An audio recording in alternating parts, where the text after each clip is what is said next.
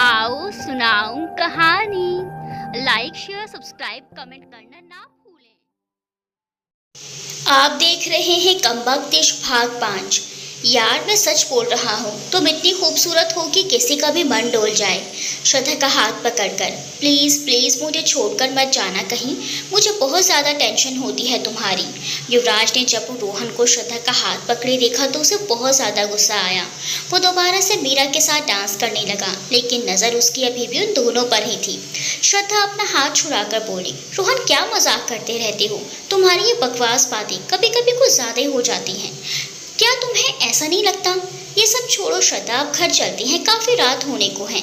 माँ अकेली है घर पर और तुम तो जानती हो ना अकेले कितना परेशान हो जाती हैं।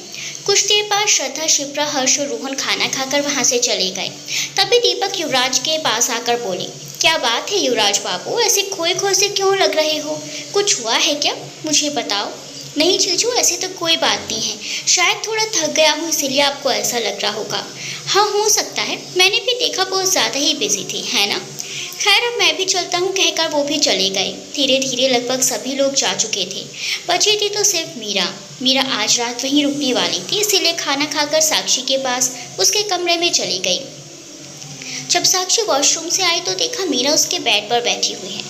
अरे मीरा दी, आप गई नहीं? अच्छा हुआ जो नहीं गई, जब से आप आई हो एक बार भी बात नहीं हुई हमारी, इतने दिनों बाद देख रही हूँ आपको। चलो अच्छा ही है। साक्षी उसके पास ही बेड पर बैठते हुए बोली, अरे साक्षी, तुमसे ठीक से नहीं मिल पाई थी इसीलिए तो रुकी हूँ।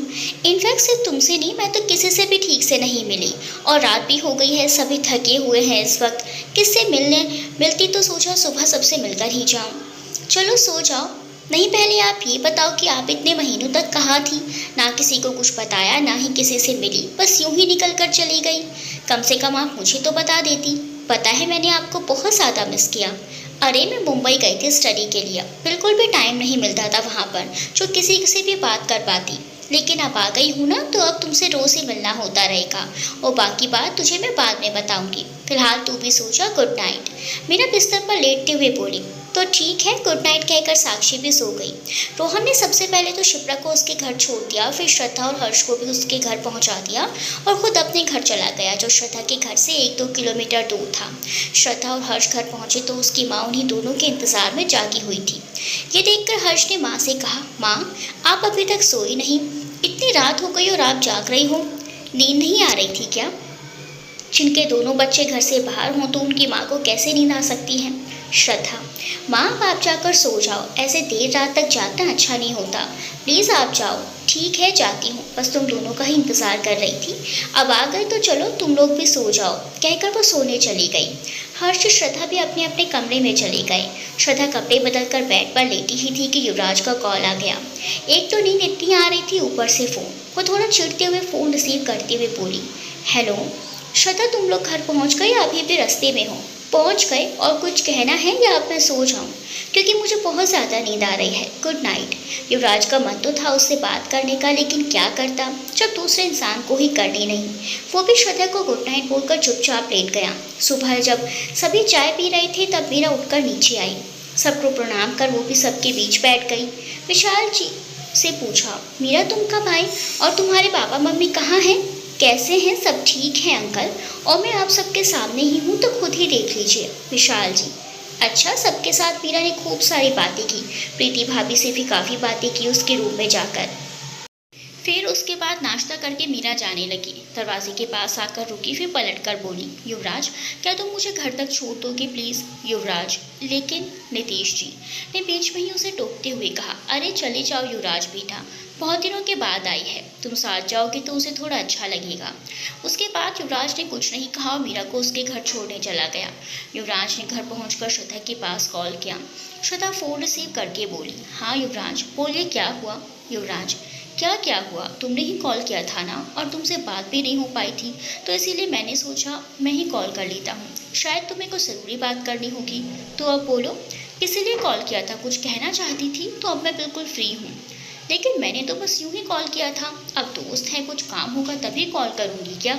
मुझे कोई भी ऐसी इंपॉर्टेंट बात ही नहीं करनी थी, मैंने तो बस यूं ही कॉल किया था, सोचो 2 मिनट बात करूँगी तो टाइम कट जाएगा। ऐसे कैसे? मैं नहीं मानता, तुम झूठ बोल रही हो अभी। कोई बात तो ज़रूर है, अब बोलो भी। ठीक है, बताती हूँ क्यों फ़ोन किया था मैंने। एक्चुअली वो मैं पूछ रही थी कि मीरा आपकी गर्लफ्रेंड है?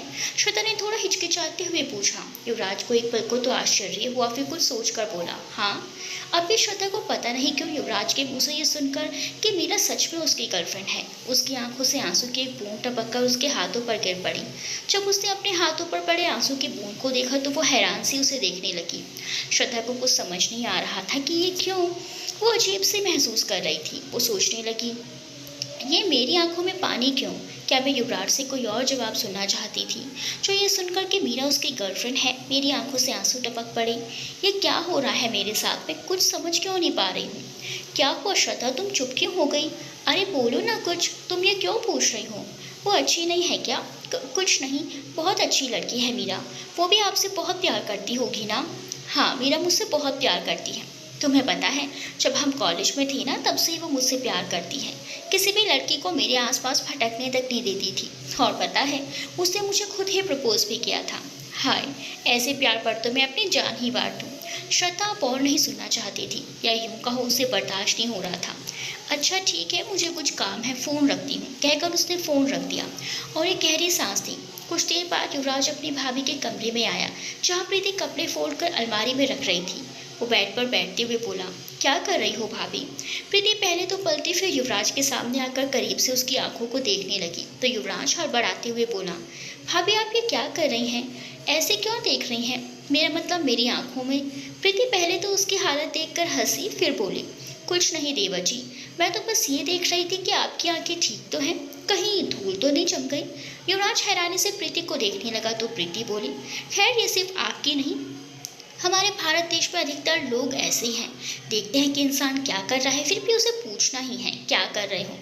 मतलब, ओह हाँ हाँ भाभी, मैं समझ गया। प्रीति हंसते हुए बोली, अच्छा तो फिर अब आप बताइए, आज भाभी के पास कैसे आना हुआ? कुछ नहीं, मैं तो बस आपसे मिलने आया था। भैया कहाँ गए हैं? वो अपने किसी दोस्त से मिलने गए हैं, कह रहे थे बहुत दिनों से मिला नहीं हूँ तो आज जाकर मिल लेता हूँ। प्रीति अलमारी बंद करते हुए बोली। नरेन ने हाथ में एक सेब पकड़कर खाते हुए कमरे के अंदर आकर कहा, भाभी प्रशांत भैया कोई दोस्त से मिलने के लिए नहीं गए हैं, बल्कि आपको झूठ बोलकर अपनी एक्स गर्लफ्रेंड से मिलने गए हैं, है ना युवराज भाई? युवराज ने भी नरेन का साथ देते हुए कहा, भाभी, लेकिन उन्होंने तो मुझसे ये कहा कि वो अपने किसी दोस्त से मिलने जा रहे हैं। हाँ, तो कोई अपनी एक्स गर्लफ्रेंड से मिलने जाएगा तो अपनी पत्नी को बताकर थोड़ी न जाएगा। बिल्कुल सही कहा नरेन। इस आवाज़ के कानों में पड़ते ही नरेन ने दरवाजे की तरफ अपना चेहरा घुमाकर देखा तो वहाँ प्रशांत अपने हाथों को बांधे खड़ा था। नरेन की तो सिट्टी बिट्टी गुल हो गई। वो हकलाते हुए बोला, भैया आप? मैं तो बस मजाक कर रहा था। प्रशांत आहिस्ता आहिस्ता तो नरेन की तरफ बढ़ने लगा। भैया मुझे बाद में कुछ करना, पहले भाभी की आंखों में देखो, आंसू हैं, वो रो रही हैं। ये सुनकर प्रशांत तो युवराज प्रीति की ओर देखने को हुई कि नरेन मौका पाकर वहाँ से भाग निकला। आपके छोटे भाई ने आप दोनों को बहुत आसानी से बेवकूफ़ बनाया। कितना चालाक है ना नरेन। अच्छा मैं चलता हूँ, कहकर युवराज जाने लगा तो प्रशांत बेड पर बैठते हुए बोला, तुम्हें कुछ काम था क्या? नहीं भैया, मैं तो बस ऐसे ही भाभी से बात करने आया था। प्रशांत ने कहा, ठीक है। उसके बाद युवराज वहाँ से उठकर बाहर चला गया। नीचे हॉल में सब बैठे बातें कर रहे थे कि नरेन भागते हुए वहाँ आया। उसे यूँ भागता देख रीना जी ने पूछा, अरे नरेन, ऐसे क्यों भागम भागी कर रहे हो? नरेन, मम्मी अनामिका जी। हाँ नरेन, क्या हुआ जो ऐसे दौड़ रहे हो, जैसे कोई तुम्हारे पीछे डंडा लेकर पड़ा हो और तुम उससे बचकर भाग रहे हो? नरेन, चाची वो नीतीश जी। और नहीं तो क्या, गलती से अगर कहीं गिर गए तो? नरेन झल्लाते हुए बोला, अरे कोई मेरी बात तो सुन नहीं रहा, बस अपने आप में ही लगे हुए हैं। जो नहीं बता रहा कि मैं ऐसे क्यों भागते हुए आया। नरेन गुस्सा होते हुए फिर से दौड़कर अपने कमरे में चला गया। रात में डिनर करने के बाद श्रद्धा छत पर बैठी हुई आसमान में टिमटिमाते तारों की खूबसूरती को देख रही थी। अंधेरा पसरा हुआ था और उसके चारों तरफ चमकती जुगनू की जगमग, जिसे देखकर चेहरे पर अपने आप ही मुस्कान आ जाती है। जब भी उसे कोई बात परेशान करती या जब भी वो उदास होती, उस समय अक्सर रात को छत पर बैठकर इन तारों को देखती रहती। उसे एक अलग ही सुकून मिलता है। प्रीति जग में पानी लेकर अपने कमरे की तरफ आ रही थी तो उसने देखा युवराज अपने कमरे के बाहर दरवाजे पर खड़ा किसी ख्याल में खोया हुआ है। प्रीति ने अंदर जाकर पानी से भरा जग टेबल पर रखा, वापस बाहर निकलने लगी तो प्रशांत जो लैपटॉप में कुछ मेल्स चेक कर रहा था, पूछा, आप कहाँ जा रही हो? कहीं नहीं, बस 5 मिनट में आती हूँ। तब तक आप अपना काम कीजिए, कहकर वो कमरे से निकलकर युवराज के पास गई। प्रीति ने युवराज के कंधे पर हाथ रखकर पूछा, क्या बात है युवराज? ऐसे दरवाजे पर खड़े होकर क्या सोच रहे हो? कोई परेशानी है क्या? युवराज प्रीति की तरफ पीट किए 2 कदम आगे चलकर बोला, भाभी मैंने ना श्रद्धा से झूठ बोल दिया है। कैसा झूठ? यही कि मीरा मेरी गर्लफ्रेंड है। अगर श्रद्धा ने सच में इसे मान लिया तो वो तो मेरे बारे में सोचेगी तक नहीं। लेकिन आपने ऐसा कहा ही क्यों? पता नहीं क्यों मैंने जल्दी में बोल दिया। और आपको पता है मीरा को अगर ये बात पता चली ना तो वो ढिंढोरा ही पीट देगी। भाभी बताओ ना मैं क्या करूं? आपने जो कुछ कहा है ना वही कीजिए, मीरा को अपनी गर्लफ्रेंड बना लीजिए। युवराज चौंक कर पलटा और हैरानी से बोला, क्या भाभी आप ये क्या बोल रही हैं? और ये बोल भी कैसे सकती हैं आप? मैं श्रद्धा से प्यार करता हूँ और मीरा के बारे में तो ऐसे कभी सोचूंगा भी नहीं। प्रीति आराम से बोली, अरे मेरे आशिक देवर जी, मैं आपको सच में मीरा को गर्लफ्रेंड बनाने को नहीं बोल रही हूँ, बल्कि आप बस श्रद्धा के सामने ऐसे दिखावा करना जैसे आप दोनों एक दूसरे से बहुत प्यार करते हो, जान लुटाते हो एक दूसरे पर। लेकिन भाभी मैं ऐसा नहीं कर पाऊंगा। देखिए मुझे जो लगा मैंने आपको वो बता दिया, आगे आपकी मर्जी, आपको जैसा ठीक लगे वैसा ही कीजिए। मैं तो इसीलिए कह रही थी, अगर उनके दिल में आपके लिए भी कुछ एहसास है तो कुछ ना कुछ रिएक्ट तो ज़रूर करेंगी आप दोनों को साथ देखकर। ठीक है भाभी, गुड नाइट, जाकर सो जाइए। अब ऐसे उल्लू की तरह रात में जागने से कुछ नहीं होगा, कहकर प्रीति वहाँ से चली गई और युवराज अंदर आकर बेड पर लेट गया। तारा को देखते देखते कब श्रद्धा की आंख लगी उसे पता ही नहीं चला। लगभग 11 बजे के आसपास उसकी आंखें खुली, शायद किसी चीज़ की आवाज़ सुनकर। श्रद्धा ने जब उस आवाज़ की तरफ देखा तो एक बिल्ली दूसरी दीवार पर छलांग लगाते हुए दिखी। उसने अपने फ़ोन में समय देखा तो 11 बज चुके थे, इसीलिए वो उठकर अपने रूम में आ गई। दूसरे दिन श्रद्धा और शिप्रा उसे चिल्ड्रन पार्क में बैठे हुए थे। श्रद्धा ने उसे अपनी सारी बातें बताई। मुझे कुछ समझ में नहीं आ रहा शिप्रा कि ऐसा हुआ क्यों। शिप्रा शांति से उसकी बातों को सुन रही थी, उसे कुछ समझ में नहीं आ रहा था। आपको प्रेम हो गया है मैडम जी, पीछे से आते हुए काव्या ने कहा। दोनों उसे गौर से देखने लगी। ऐसे क्या देख रही हो? सच कह रही हूँ, श्रद्धा को युवराज से प्यार हो गया है। शिप्रा, हाँ, तूने तो प्यार के विषय में पीएचडी कर रखी है ना? फिर श्रद्धा की तरफ देखकर, वैसे श्रद्धा, काव्या सही बोल रही है, तुझे सच में प्यार ही हुआ है, वरना युवराज की लाइफ में किसी के होने ना होने से तुझे क्या फर्क पड़ता? काव्या, और नहीं तो क्या? शिप्रा, क्या पता युवराज भी तुझसे प्यार करता हो, क्योंकि कई बार मैंने देखा है उसे बड़ी फिक्र करता है वो तुम्हारी। तू ना युवराज से बोल देना। नहीं, युवराज मुझसे प्यार नहीं करते। काव्या और शिप्रा हैरानी से उसे देखने लगे तो वो बोली, वो मुझसे प्यार कर ही नहीं सकती। शिप्रा, क्यों नहीं कर सकता?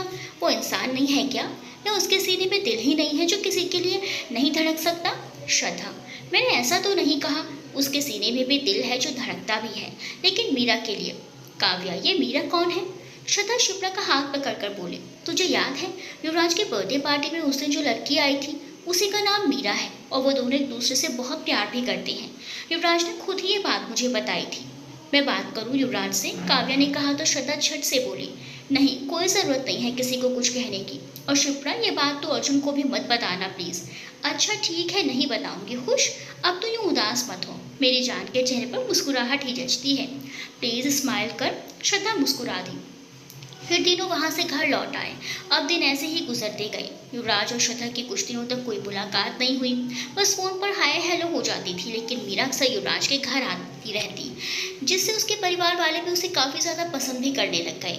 एक दिन युवराज के पास अर्जुन का कॉल आया। उस समय युवराज ऑफिस जाने के लिए तैयार हो रहा था, तो उसने अपनी शर्ट के बाजुओं को ठीक करते हुए फ़ोन रिसीव करते हुए कहा, हाँ अर्जुन बोल, क्या हुआ?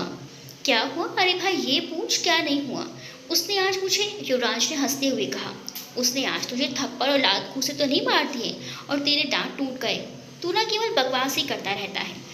मुझे तो समझ नहीं आता तू अपनी बीवी के साथ रोमांस कैसे करेगा। युवराज, हो गया तेरा, या फिर कुछ और भी सुनाना है तो बोल, वरना ये सब तुम मुझे रोज़ ही बताते रहते हो। अरे सुधर जा या तो जल्दी से शादी कर ले, वरना एक दिन पागल खाना में नजर आएगा तू।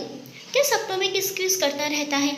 अर्जुन उछलते हुए बोला, वैसे भाई आइडिया बड़ा अच्छा है, मैं जाकर मम्मी पापा को बताता हूँ उसके बारे में।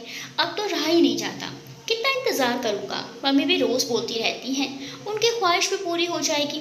थैंक यू यार, कहकर उसने फ़ोन रख दिया। पागल कहीं का, कभी नहीं सुधरेगा। मुस्कुराते हुए युवराज ने कहा। फोन पॉकेट में रखकर तैयार होकर नीचे आया तो प्रशांत उसी का इंतजार कर रहा था। दोनों भाइयों ने नाश्ता किया। युवराज और प्रशांत ने अपना अपना ऑफिस बैग टेबल से उठाया और दोनों चले गए। उनके जाने के बाद विशाल जी बोले, दोनों को ऐसे मेहनत से काम करते देख मुझे बड़ी खुशी होती है। वे सामने बैठे नरेन की तरफ देखकर बोले, अब तो छोटे का ही बाकी है, तब तीनों मिलकर राठौर इंडस्ट्री को ऊंचाइयों तक ले जाएंगे तो दिल गदगद हो जाएगा, है ना भैया? विशाल जी ने अपना आखिरी निवाला मुंह में डालकर कहा। बिल्कुल। तो सभी मुस्कुरा दिए। नरेन कॉलेज चला गया और वंदना भी लेक्चर के लिए चली गई। विशाल जी नीतीश जी आज कहीं जाने वाले थे, इसीलिए खाना खाने के बाद विशाल जी अपने कमरे में चले गए और नीतीश जी वहीं सोफे पर बैठ गए जहां पर बुआ कुछ परेशान सी बैठी हुई थी। बुआ विशाल जी से बड़ी थी लेकिन नीतीश जी से छोटी। क्या हुआ कुंती, तुम क्या सोच रही हो? कुछ नहीं भैया, मैं बस पवन के बारे में सोच रही हूँ। सभी अपना अपना काम कर रहे हैं लेकिन उसे अपने भविष्य की कोई चिंता ही नहीं। कब घर आता है, कहाँ जाता है, किसी को कुछ नहीं पता। अगर ऐसे ही करता रहा तो वो आगे कैसे जिएगा? अभी तो अकेला है लेकिन शादी होने के बाद अपने बीवी बच्चों की जिम्मेदारी कैसे उठाएगा? मैं तो परेशान हो गई हूँ उसके इस आलसपन से। भैया आप कुछ करिए ना, शायद तो आपकी बात मान ले। ये तुम कैसे बातें कर रही हो? पवन भी इसी घर का बेटा है, सभी प्यार करते हैं उसे। हाँ, थोड़ा सा जिद्दी और नासमझ जरूर है लेकिन हम सब उसके लिए हैं, इसलिए तुम चिंता मत करो, वो भी सीख जाएगा। नीतीश जी एक गहरी सांस लेते हुए बोले, अच्छा ठीक है, काम करो, तुम पवन को फ़ोन करके अभी घर बुलाओ, हम उससे कुछ बात करना चाहते हैं। बुआ ने तुरंत पवन को फ़ोन कर उसे घर आने के लिए कहा। पवन अपने कुछ दोस्तों के साथ एक चाय की दुकान में बैठकर चाय पी रहा था। वो उठते हुए बोला, अच्छा भाई लोग, मैं अभी घर चलता हूँ, मामा जी का फरमान आया है, शायद कुछ आदेश देने वाले हैं, मैं तुम लोगों से बाद में मिलता हूँ। कहकर वो वहाँ से अपनी बाइक स्टार्ट कर चला गया।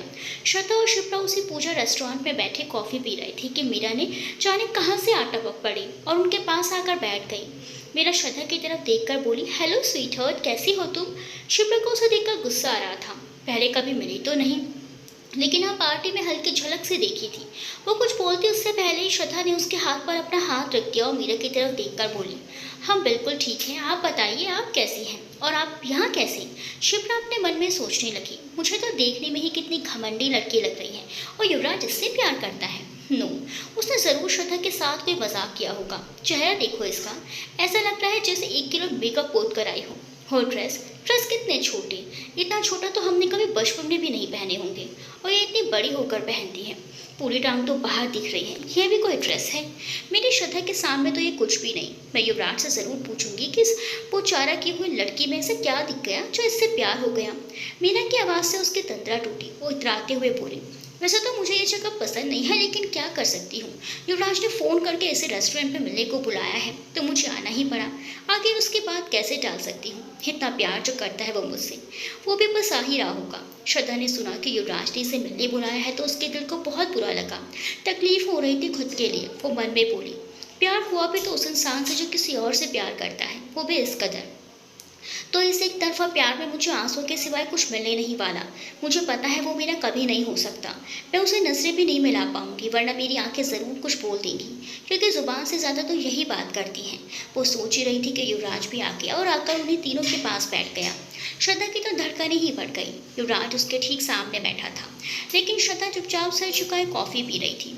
जब युवराज ने श्रद्धा की तरफ देखा जो हाथ में कप पकड़े कॉफ़ी को घूर रही थी, उसकी तरफ देख ही नहीं रही थी। युवराज को बड़ा अजीब लगा। वो मन में सोचने लगा, लो कितनी अजीब लड़की है, मैं यहाँ इसके लिए बन ठन कर हीरो की तरह मस्त तैयार होकर आया हूँ, लेकिन इसे तो पता नहीं इस कॉफ़ी के कप में क्या दिख रहा है जो कब से घूर रही है। एक बार देख तो लो, वरना मेरा यहाँ आना बेकार हो जाएगा। 1 घंटे आईने के सामने बाल भी बड़े स्टाइल से बनाए हैं मैंने। मेरी मेहनत यूँ बर्बाद मत करो यार। अब युवराज से बर्दाश्त नहीं हो रहा था श्रद्धा को उसे ना देखना, तो वो बोला, श्रद्धा एक बात बताओ, उस कॉफ़ी कप में तुम्हें कोई दुश्मन छिपा बैठा है क्या, जो ऐसे घूर रही हो उसे जैसे उस पर हमला कर मारने वाली हो? या हमसे कोई प्रॉब्लम है? अगर हमसे कोई प्रॉब्लम है तो बता सकती हो, हम दूसरी जगह चले जाएंगे। उसकी कोई ज़रूरत नहीं है, हमारा तो हो गया, हम चलते हैं, आप लोग आराम से अपना डेट एंजॉय कीजिए, हम डिस्टर्ब नहीं करेंगे। चलो शिप्रा, कहकर वो उठकर जाने लगी तो युवराज ने उसका हाथ पकड़ लिया। श्रद्धा के कदम रुक गए लेकिन वो पलटी नहीं। युवराज उसके सामने आकर खड़ा हो गया। अरे तुम मेरी सबसे खास दोस्त हो, तुम रह सकती हो हमारे साथ, हमें कोई प्रॉब्लम नहीं है। क्यों मीरा, तुम्हें कोई दिक्कत है? मीरा छोटी स्माइल देकर बोली, ऑफ कोर्स युवराज, भला हमें कोई प्रॉब्लम क्या हो सकती है? मुझे तो कोई प्रॉब्लम नहीं है इससे, आखिर तुम्हारी अच्छी दोस्त है। बल्कि खुशी होगी मुझे तो। श्रद्धा रुक जाओ ना, शिप्रा झट से बोली। और फिर मैं भी क्या करूं? युवराज तुम जाओ, तुम्हारी कोई ज़रूरत नहीं है। अरे कैसी अजीब बातें कर रही हो तुम यार, जब श्रद्धा को रुकने का बोल रहा हूँ तो तुमको भी बोल रहा हूँ, तुम भी रुको। या तुम कहो तो तुम्हारे लिए मैं अर्जुन को फ़ोन करके यहीं बुला लूँ? शिप्रा, नहीं। युवराज, ठीक है फिर बैठो। दोनों वापस अपनी चेयर पर बैठ गए। युवराज श्रद्धा के चेहरे के हाव भाव नोटिस करने की कोशिश कर रहा था। उसे श्रद्धा कुछ बदली बदली सी लग रही थी। नजरें भी नहीं उठा रही थी, ना ही कुछ बात कर रही थी। युवराज तेज आवाज से वेटर को खाना लाने को बोला और साथ ही सबके लिए एक मीठा भी लाने को। युवराज ने मीरा का हाथ पकड़कर कहा, अब कुछ लोगी बेबी तुम? मीरा, नहीं इतना ही काफ़ी है। वो दोनों आपस में एक दूसरे का हाथ पकड़े बात कर रहे थे। श्रद्धा ने हल्का सा उन्हें देखा, फिर तुरंत उठकर बोली, मैं अभी आती हूँ, कहकर वो दूसरी तरफ चली गई। जब प्यार हो जाए और वो इंसान आपके सामने किसी और का हाथ पकड़ ले तो कितनी तकलीफ होती है, ये बात वही जानते हैं जिनके साथ ऐसा हुआ है। खैर 2 मिनट बाद श्रद्धा अपना चेहरा वॉश करके वापस आकर बैठ गई। जल्दी जल्दी अपना प्लेट खत्म किया और शिप्रा से बोली, शिप्रा भी मम्मी का फ़ोन आया था, वो जल्दी से घर आने के लिए बोल रही हैं, शायद उन्हें कहीं जाना है। हाँ तो चलो फिर, वैसे भी हमारा खाना तो हो गया और मुझे भी कुछ काम है। शिप्रा कुर्सी से उठकर बोली। श्रद्धा तू बाहर चल, मैं काउंटर पर बिल देकर आती हूँ। युवराज खड़ा हो गया। तुम क्यों बिल पे करोगी? ये खाना मैंने ऑर्डर किया था ना, तो मैं ही पैसे भी दूंगा, समझी? कहकर वो जल्दी से काउंटर के पास गया और पर्स से पैसे निकालकर बिल पे कर दिया। चलो हो गया। वो श्रद्धा की तरफ मुड़ा तो वो भी बाहर निकलने के लिए बढ़ी, लेकिन मीरा के पैरों से टकराने की वजह से लड़खड़ाने लगी। लेकिन युवराज ने उसका हाथ थाम लिया और यूं ही एक दूसरे की आंखों में खो गए। आज पहली बार दोनों ने खुद की आंखों में देखा था। युवराज की आंखें पूरी थी तो श्रद्धा की नीली नशीली। युवराज मन में सोचने लगा, कितनी खूबसूरत और प्यारी हैं तुम्हारी आंखें, क्या इन आंखों में मेरे लिए प्यार नहीं? श्रद्धा अपने मन में, गौर से देखिए तो मेरी आंखों में आपका ही अक्स नजर आएगा। हमें नहीं पता कब कैसे आप इस दिल में उतर गए, कब आपसे बातें करते करते हम आपके हो गए, लेकिन आप किसी और के साथ ये हमें बर्दाश्त नहीं होता। मैं तो कब का तुम्हारा हो चुका हूँ। मेरी ज़िंदगी में, मेरे दिल में, दिल की हर धड़कन में बस तुम ही हो। जरा इन आँखों में भी तो गौर से देखो, सिर्फ तुम ही तो हो। क्या तुम्हें नज़र नहीं आती? अंकल रास्ता दो ना जाने के लिए, एक छोटा सा बच्चा बोला तो कब से वहाँ खड़ा था। उसके पास से दोनों को होश आया। सबकी नज़र उन्हीं दोनों को देख रही थी, जिससे दोनों हड़बड़ाकर एक दूसरे से दूर हो गए। श्रद्धा ने युवराज के हाथ में कुछ रुपये पकड़ा दिए और वहाँ से बाहर की तरफ भागी। युवराज के ही उम्र का एक लड़का उसके पास आकर बोला, भाई आप दोनों ना ऐसे बहुत अच्छे लग रहे हो, तो मैंने अपने फ़ोन में एक फ़ोटो क्लिक कर लिया। देखिए ना, खूबसूरत है। ऐसा लग रहा था जैसे आप दोनों के बीच बहुत ज़्यादा प्यार है। युवराज ने जब उस तस्वीर को देखा तो उसके चेहरे पर मुस्कुराहट आ गई। उसने अपने पॉकेट से अपना फ़ोन निकाला और उस फोटो को अपने फ़ोन पर सेंड कर उस लड़के के फ़ोन से डिलीट कर दिया। युवराज उस लड़के के कंधे पर हाथ रख बोला, बहुत ही खूबसूरत है भाई फ़ोटो, और वो लड़की भी। लेकिन उसके कान में कहा, लेकिन इसे सिर्फ मैं रख सकता हूँ क्योंकि ये दोनों मेरी हैं, इसे कोई और देखे मुझे पसंद नहीं, समझा? वो लड़का अपने आप में बड़बड़ाया, वो इसकी है तो फिर फिर कौन है? उसने अपनी आंखें मीरा की तरफ घुमाई, जिसके साथ ये यहाँ आया था। गर्लफ्रेंड तो ये है ना? देख भाई, तुम ना ज़्यादा दिमाग मत लगाओ क्योंकि ये सब तुम्हें समझ नहीं आएगा, इसीलिए जाओ चुपचाप निकलो यहाँ से। और हाँ, फ़ोटो के लिए थैंक यू सो मच, सच में काफ़ी खूबसूरत हैं, अच्छे फोटोग्राफर हो। थैंक यू कहकर चला गया। चलो हम भी चलें, शायद तुम्हारा कुछ काम हो गया हो पीछे से, मीरा उसके पास आकर बोली और दोनों चले गए। शिप्रा भी अपने माँ बाप की इकलौती बेटी थी और उसके पिता उसे बहुत लाड प्यार करते थे। उसकी माँ अब इस दुनिया में नहीं है, सालों पहले ही भगवान को प्यारी हो गई। उसके पिताजी का गाड़ियों का शोरूम है, लेकिन स्कूटी से घूमना उसे बहुत पसंद है, इसीलिए ज़्यादातर स्कूटी से ही घूमती फिरती है। अपने पीछे बैठी श्रद्धा से बोली, तुम्हें बाहर निकलने में इतना समय क्यों लग गया? वो निकल ही रही थी कि मीरा के पैरों से टकराकर गिर ही जाती। वो तो अच्छा है युवराज ने पकड़ लिया। ओ युवराज ने तुझे पकड़ लिया और तुम दोनों की नजरें मिली, उसके बाद दोनों दूसरी दुनिया में खो गए, है ना? श्रद्धा हंसकर बोली, तू तो बड़ी अंतर्यामी निकली, कैसे जान जाती है सब कुछ? शिप्रा स्कूटी में ब्रेक लगाते हुए बोली, क्योंकि तुझसे पहले मैंने इस दुनिया में पाँव रखा है, इसीलिए मुझे तुझसे ज़्यादा पता है, समझी? अक्सर ऐसा होता है हम जैसों के साथ। अब उतर, घर आ गया है, या फिर तुझे दोबारा कहीं घुमा कर आऊँ?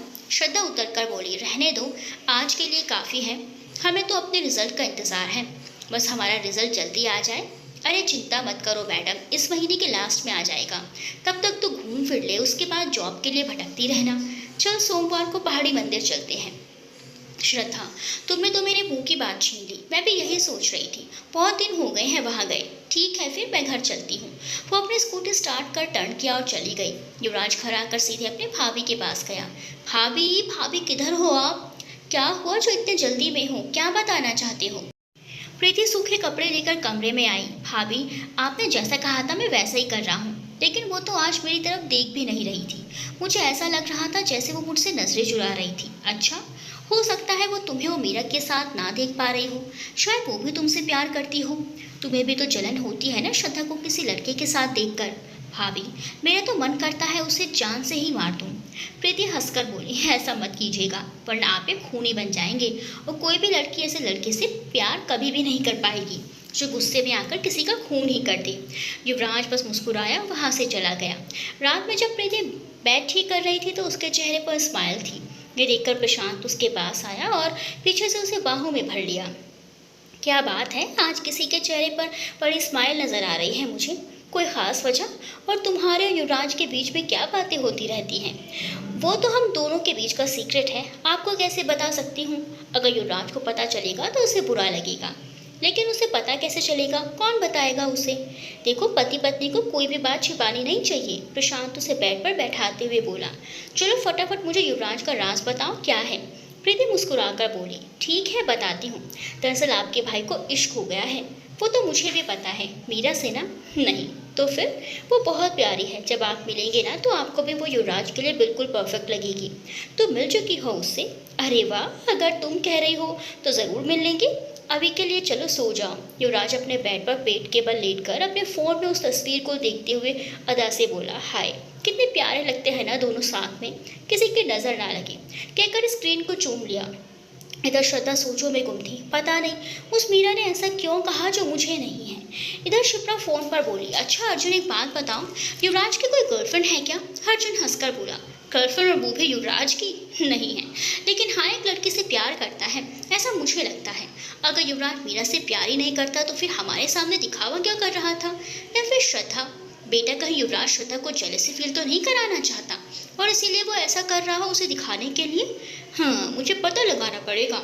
शिप्रा ने भवे उचकाते हुए सोचा। साक्षी को देखकर युवराज हड़बड़ा कर उठा, जैसे उसकी कोई चोरी पकड़ी गई हो। उसने फोन छुपाते हुए कहा, सुंदर? कौन सुंदर है? किसकी बात कर रहे हो तुम?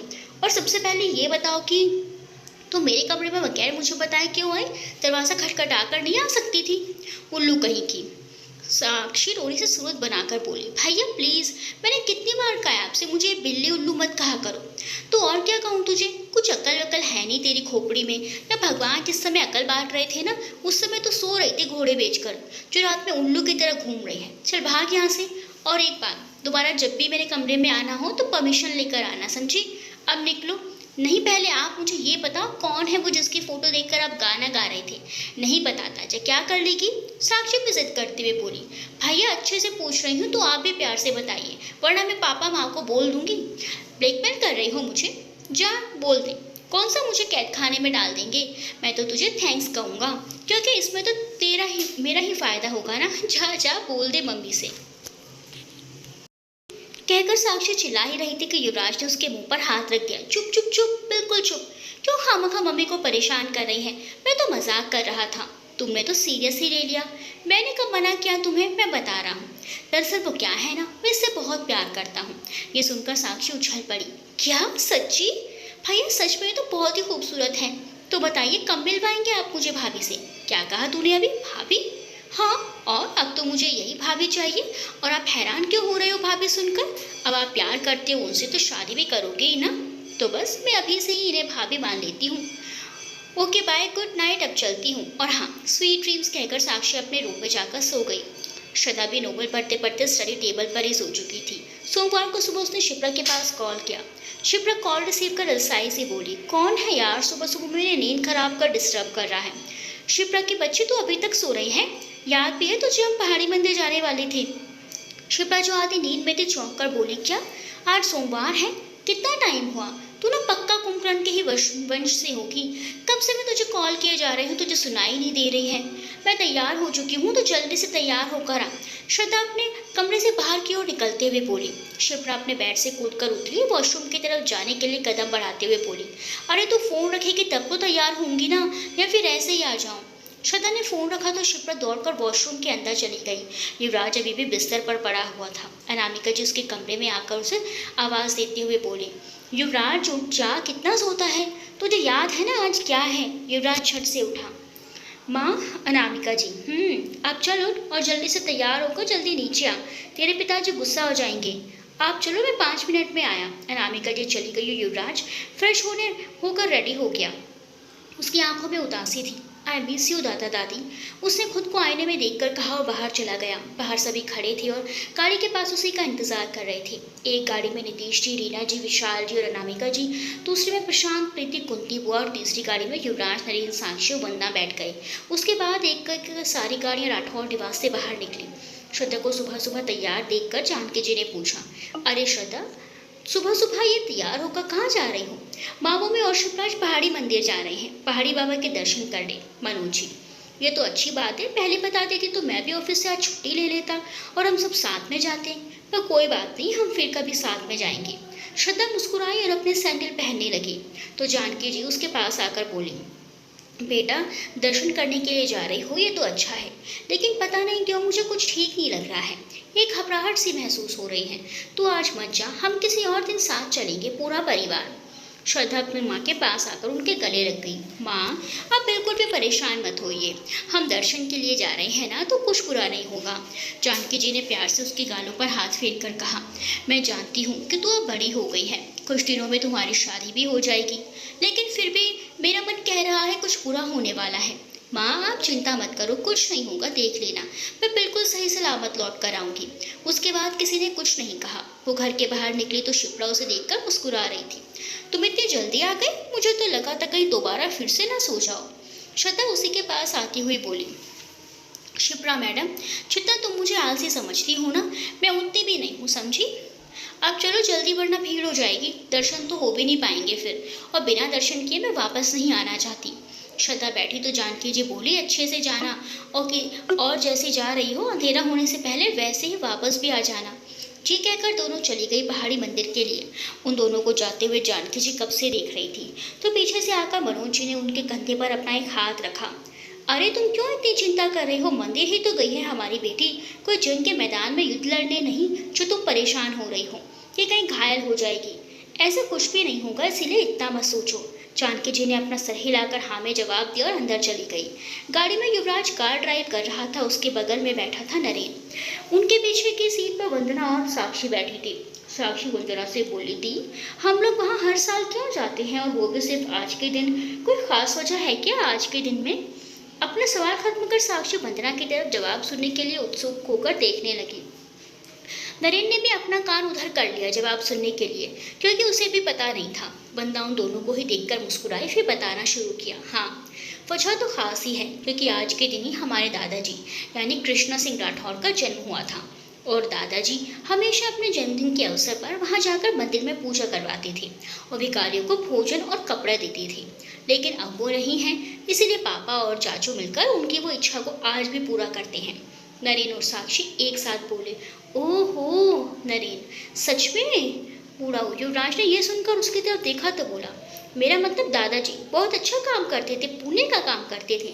सब हंस दिए उसकी शक्ल देखकर। दूसरी गाड़ी में प्रशांत और उसके पीछे वाली सीट पर वो और प्रीति बैठी थी। प्रीति को भी पता नहीं था। बुआ जी, क्या सब हर साल वहाँ क्यों जाते हैं? बुआ जी ने भी उसे वही सब बताया जो वंदना ने नरेन और साक्षी को बताई थी। कुछ ही घंटों में सब मंदिर पहुंच चुके थे। पीछे से शिप्रा और श्रद्धा भी वहां पहुंची। सामने पूजा सामग्री की दुकान से दोनों ने टोकरी और पूजा के लिए सामान लेकर मंदिर की सीढ़ियां चढ़ने लगी। उससे कुछ कदम आगे अनामिका जी साड़ी में उलझकर उनका पैर फिसला, वो गिरने को हुई, लेकिन श्रद्धा ने उन्हें पकड़ लिया। ऊपर पहुंच चुकी जब साक्षी की नजर उधर गई तो वो बहुत खुश होकर बगल में खड़े युवराज को कोहनी मारने लगी। युवराज गुस्सा होते हुए बोले, क्या है, हर जगह फुदकती क्यों रहती है? क्या हो गया, क्यों मार रही है? भैया देखो भाभी। हाँ, भाभी को मैं पहले ही देख चुका हूँ, उधर प्रशांत भाई के पास साथ बगल में खड़ी हैं। अरे मैं उसकी नहीं, आपकी ही बात कर रही हूँ। उसकी बातें युवराज को कुछ समझ में नहीं आ रही थी क्या बोल रही है तुम? मुझे कुछ समझ में नहीं आ रहा, तो प्लीज़ अच्छे से बता। साक्षी ने उसके चेहरे को अनामिका जी और श्रद्धा की तरफ घुमाते हुए कहा, मैं आपकी वो फोटो वाली मेरी भाभी की बात कर रही हूँ। देखो अपनी सास की कैसे मदद कर रही है। मैं जाऊँ उनसे मिलने? युवराज हैरान था। सच में वो श्रद्धा को देख रहा था या कोई और थी जो उसकी तरह ही दिख रही थी। लेकिन जब साक्षी जाने को हुई तो वो उसे रोकते हुए बोला, चुपचाप यहीं खड़ी रहे। साक्षी तो रुक गई, लेकिन उसकी नज़र अपने भाई को देख रही थी जो अनामिका जी की मदद कर रही श्रद्धा की तरफ एकटक देख रहा था। वो मुस्कुराई, श्रद्धा आंटी आप ठीक तो है ना? क्या हुआ, आप गिर कैसे गई? अनामिका जी कुछ नहीं बेटा, वो पता नहीं कैसे मेरा पैर फिसल गया। उन्होंने श्रद्धा को धन्यवाद कहा। कोई बात नहीं आंटी, चलिए हम साथ ही चलते हैं। उसने प्यार से श्रद्धा की तरफ देखते हुए कहा, बहुत प्यारी बच्ची हो, क्या नाम है तुम्हारा? पीछे खड़ी शिप्रा ने उससे जवाब दिया, आंटी ये श्रद्धा है और मैं शिप्रा। अनामिका जी मुस्कुराई, अच्छा तुम भी बहुत प्यारी हो। उसके बाद तीनों ही भगवान की मूर्ति के सक्षम पहुंच गई। शिप्रा और श्रद्धा ने भी उन सबके साथ ही पूजा की। इसी बीच प्रशांत को चुपके से बता चुकी थी कि ये वही लड़की है। प्रशांत को भी खुशी हुई उसे देखकर। शिप्रा धीरे से श्रद्धा से बोली, यार ये युवराज की फैमिली वाले हैं, कहीं तुम दोनों ने प्लान तो नहीं किया था यहाँ आने के लिए? क्या बकवास कर रही है, मेरी तो युवराज से कोई बात भी नहीं हुई, और होते हुए तो प्लान करने का तो सवाल ही नहीं बनता। साक्षी उन दोनों को खुसर फुसर बात करते देख रही थी तो वो अपनी जगह से खिसक कर उन दोनों के पास आई। क्या हुआ, आप दोनों ऐसे क्या बातें कर रहे हैं आपस में? दोनों एक दूसरे को देखने लगी।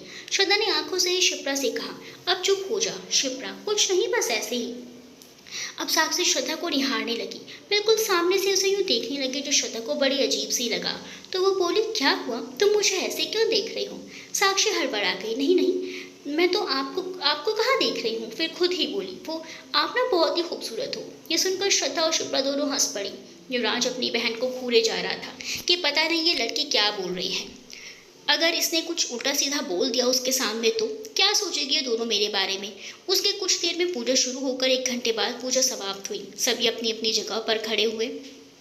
पंडित जी ने सबको आरती दी और उसके बाद नीतीश, विशाल जी और उनकी पत्नियां उन गरीबों को कपड़ा और बाकी चीज़ें देने लगे। शिप्रा और श्रद्धा नीचे आई तो उनके साथ साक्षी भी आ गई। तुम दोनों यहीं रुको, मैं ये टोकरी दुकान वाले को वापस करके आती हूँ। दोनों ने इतना कहकर श्रद्धा पूजा की टोकरी लिए दुकान की तरफ बढ़ रही थी। वो रास्ता क्रॉस कर रही थी कि इतने में तेज रफ्तार से एक कार आई जिसका दरवाज़ा पहले से ही खुला हुआ था।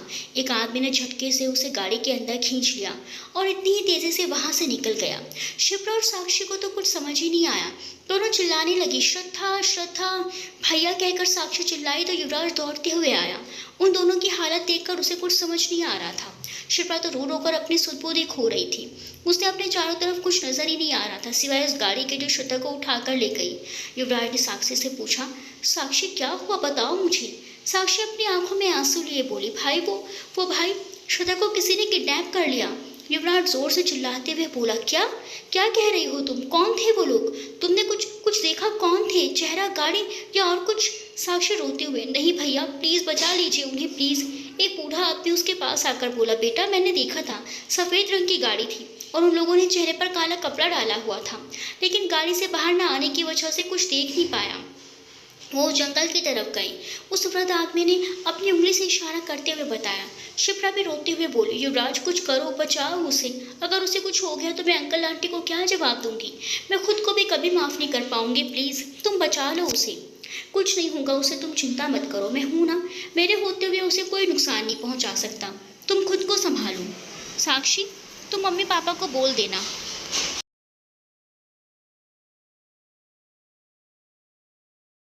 दौड़ाने लगा और इधर उधर देखने लगा। उसका दिल भी बैठा जा रहा था। उसने बोल तो दिया था कि वो उसे कुछ नहीं होने देगा, लेकिन ढूंढे कैसे? भिखारियों को खाना और कपड़ा देने के बाद बाकी सब भी सीढ़ियों से नीचे आए तो देखा शिप्रा घुटनों के बल बैठी हुई रोए जा रही थी और साक्षी उसे चुप होने के लिए कह रही थी। सभी उनके पास आए और अनामिका जी आगे आकर शिप्रा की बाहों को पकड़कर खड़ी हो गई। क्या हुआ, तुम दोनों यहाँ ऐसे क्यों रो रही हो? श्रद्धा कहाँ है? साक्षी ने उन्हें सब कुछ बताया तो सबके चेहरे पर परेशानी साफ झलक रही थी। प्रीति ने शिप्रा को चुप कराते हुए कहा, तुम इस तरह से रो मत, श्रद्धा को कुछ नहीं होगा, वो मिल जाएगी और सही सलामत तुम्हारे सामने होगी, देखना। पर मैं ही उसे यहाँ लेकर आई थी, अगर उसे कुछ हुआ तो मैं खुद को कभी माफ़ नहीं करूँगी। मैं जा रही हूँ उसे ढूंढने। शिप्रा अपने आंसू साफ करते हुए बोली, बिल्कुल नहीं, तुम हमारे साथ चलो।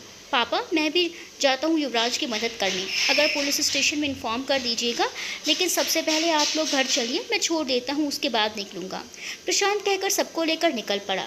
सभी घर वापस आए। शिप्रा को भी वो सब अपने साथ ही राठौड़ मेंशन में लेकर आ गए। प्रशांत बाहर निकलने को हुए तो शिप्रा सोफे पर से उठ खड़ी हो गई। मैं भी जाऊंगी आपके साथ। प्रशांत लेकिन कुछ नहीं, वो मेरी दोस्त है। किसी ने उसे किडनैप किया है और पता नहीं वो लोग उसे कहाँ लेकर गए होंगे, वो किस हालत में होगी। मैं ऐसे यहाँ हाथ पर हाथ रखे नहीं बैठ सकती। उसे जिद करते देख प्रशांत उसे साथ लेकर निकल पड़ा। रास्ते में उन्हें पुलिस भी मिल गई और वो सब चल पड़े श्रद्धा की तलाश में। श्रद्धा को बेहोश कर दिया गया था। जब उसे होश आया तो वो खुद को एक सुनसान जगह पे पाकर घबरा गई। घबराई से श्रद्धा उस कमरे को इधर उधर देखने लगी, लेकिन उसे कुछ समझ ही नहीं आ रहा था कि वो कहाँ है। उसके हाथ पांव भी रस्सियों से बंधे हुए थे। वो खुद को उस रस्से से छुड़ाने की कोशिश करने लगी, लेकिन नहीं छूट पाई। वो रोते हुए बोली, कौन है आप और मुझे यहाँ क्यों बांध कर रखा हुआ है? आखिर क्या बिगाड़ा है मैंने आपका? प्लीज़ छोड़ दीजिए मुझे, प्लीज़, मैंने क्या बिगाड़ा है आपका? तभी उसे कमरे का दरवाज़ा खुला और एक आदमी नकाब पहने उस कमरे के अंदर आया और श्रद्धा के ठीक सामने कुर्सी लगाकर बैठते हुए बोला, अरे अरे, तुम इतना घबरा क्यों रही हो? डरो मत। तुमने ही कहा था ना कि लड़कियां कमज़ोर नहीं होती। फिर तुम्हारी आंखों में आंसू? क्या हुआ, डर लग रहा है? श्रद्धा आंसू के साथ चिल्लाकर बोली, कौन हो तुम और मुझे यहाँ क्यों लाए हो? क्या बिगाड़ा है मैंने तुम्हारा? बताता हूँ कहकर जब श्रद्धा के सामने बैठे उस आदमी ने अपने चेहरे पर से नकाब हटाया तो श्रद्धा बोली, ओह, तो तुम हो? मुझे लगा ही था। इस घटिया हरकत कोई शरीफ इंसान तो नहीं करेगा। तुम जैसा घटिया इंसान ही हो सकता है। हाँ, सही अंदाज़ा लगाया था तुमने। ऐसी हरकत कोई शरीफ इंसान नहीं बल्कि मुझ ऐसे लोग ही कर सकते हैं। तुम जानती हो ना मुझे? ऑफ कोर्स जानती ही होगी। समीर चौहान को कौन नहीं जानता? आखिर मंत्री का बेटा जो हूँ। वो क्या है ना, तुम्हें जब पहली बार पार्टी में देखा था तभी मेरा दिल तुम पर फिसल गया था। और जो चीज़ समीर चौहान को एक बार पसंद आ जाती है वो उसे किसी भी कीमत पर हासिल करके ही रहता है। तुम पर मेरा दिल ही आ गया। इतनी खूबसूरत जो हो, फिर तुम्हें बिना छके ही कैसे जाने देता? वो श्रद्धा के चेहरे की तरफ अपनी उंगली बढ़ाते हुए बोला। श्रद्धा अपना सर पीछे की तरफ झुकाते हुए बोली, तुम्हारा ये ख्वाब कभी पूरा नहीं होगा, समझे? इसीलिए खुली आंखों से ये सपने देखना बंद करो। खुली आंखों से देखा गया सपना ही तो पूरा होता है मेरी रानी। तुम्हें याद है वो पार्टी वाला दिन जब तुमने अपने बॉयफ्रेंड से पिटवाया था? फिर उस दिन रास्ते पर तुम और तुम्हारी वो पागल दोस्त जिसने मेरे आंखों पर पेपर स्प्रे डाला था। पूरे 2 दिन तक मेरी आंखों में जलन हुई थी, तो तुम्हें ऐसे कैसे भूल जाता? तुम्हारे साथ तो मैं आज की रात रंगीन करने वाला हूँ। अंदर आओ तुम दोनों। समीर की आवाज़ सुनकर 2 लेडी अंदर आई, जिससे समीर ने कहा, इसे तुम लोग बिल्कुल किसी दुल्हन की तरह तैयार करो।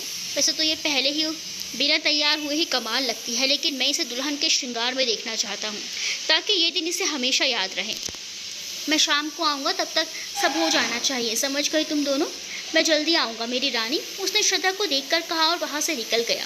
इधर युवराज उस जंगल के अंदर की तरफ जाती रास्ते पर बेतहाशा अपनी गाड़ी को दौड़ा रहा था। उसकी आंखों में आंसू थे। किधर ढूंढूं मैं तुम्हें श्रद्धा? पता नहीं कौन लोग हैं। वो गाड़ी चलाते हुए एक ऐसी जगह पहुंचा जहां से रास्ता 2 तरफ गया हुआ था।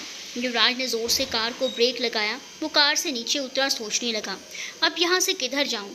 पर तुम चिंता मत करो, मैं तुम्हें कुछ भी नहीं होने दूंगा। मैं आ रहा हूँ श्रद्धा, मैं आ रहा हूँ। हे भगवान जी, प्लीज़ मेरी मदद कीजिए मेरी श्रद्धा को ढूंढने में। पता नहीं वो लोग उसे कहाँ लेकर गए हैं, वो कैसी है? युवराज वहीं घुट्टों के बल बैठकर चिल्लाया। श्रद्धा। देखते रहिएगा अगले भाग में।